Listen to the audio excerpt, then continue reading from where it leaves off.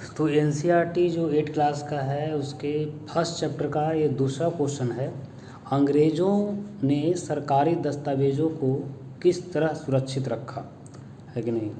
तो इस चीज़ को आपको समझना है कि इसका आंसर कैसे लिखें हम। तो ये अंग्रेजी शासन के दौरान सरकार के निर्देश, योजनाओं, नीतिगत फैसले आदि को लिखना आवश्यक था। इन्हीं सरकारी दस्तावेज़ों को अभिलेख कहा जाता है। ये चीज़ भी आप समझ सकते हैं कि इन जो सरकारी दस्तावेज होते थे उसको अभिलेख कहा जाता है।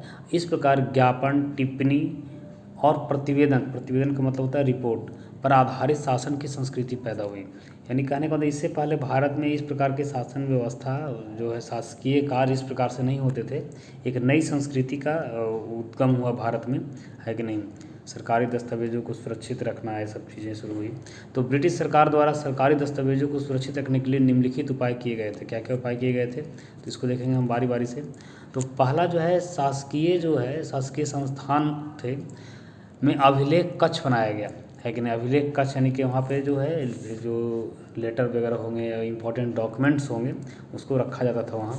जैसे तहसील के दफ्तर में, है कि नहीं, कलेक्टर के दफ्तर में, कमिश्नर के दफ्तर में, प्रांतीय सचिवालय में, कचहरी में। जैसे आज भी ज़मीन लिखाता है तो उसका एक कॉपी जो ज़मीन लिखवाता है उसको मिलता है, उसका एक कॉपी जो है आज भी रिकॉर्ड रूम में सेव रहता है। हालांकि अब चीज़ें धीरे धीरे और मॉडर्न हो रही है, अब डिजिटल फॉर्म में भी चीज़ों को रखा जा रहा है। तो इस चीज़ को समझिएगा, ये सब शुरुआत समझिए कि उसी समय से हुआ। महत्वपूर्ण दस्तावेज़ों को बचा कर रखने के लिए अभिलेखागार और संग्रहालय जैसे संस्थान भी बनाए गए, है कि नहीं। जैसे आज भी इस तरह के जैसे बिहार में बिहार म्यूजियम है।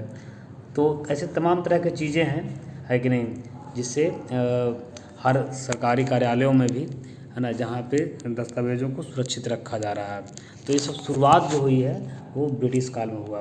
तो हम यहाँ पर कह सकते हैं 19वीं सदी के शुरुआत में प्रशासन की एक शाखा दूसरी शाखा के पास भेजे गए पत्रों और ज्ञापनों को वर्तमान अभिलेखागारों में देखा जा सकता है। वहीं वर्तमान समय में सरकारी दस्तावेज़ों को डिजिटल रूप में सुरक्षित रखने का प्रयास किया जा रहा है। तो ये चीज़ों आप इसमें ऐड कर सकते हैं, थोड़ा सा मॉडर्न से इसको जोड़ दीजिएगा तो क्वेश्चन का आंसर जो है थोड़ा और इफेक्टिव हो जाएगा, है कि नहीं। और एक नोट में समझ लीजिएगा, जो सुलेखन विश होते थे या खुशनविशी इसको कहा जाता था, जो सुंदर ढंग से लिखने वाला जो व्यक्ति होता था उसको कहा जाता था, है कि नहीं। इसे उसके बाद फिर प्रिंटिंग मशीन वगैरह आ गया। उससे पहले जो बढ़िया हैंड राइटिंग में लिखता था उसी हैंड राइटिंग को जो एक तरह से उसको लिखने के लिए रखा जाता था वैसे व्यक्ति को, है ना। तो ये चीज़ों को समझिएगा। तो ये आपको सिर्फ इसमें मोटा मोटी समझना था कि सरकारी दस्तावेज़ों को जो है कैसे सुरक्षित रखा जाता था। वो प्रक्रिया आज भी समझिए कि जिंदा है और चल रहा है। और उसमें और एक हम कह सकते हैं रिफॉर्म हुआ है कि डिजिटल फॉर्म में भी डॉक्यूमेंट्स को अब रखे जाते हैं।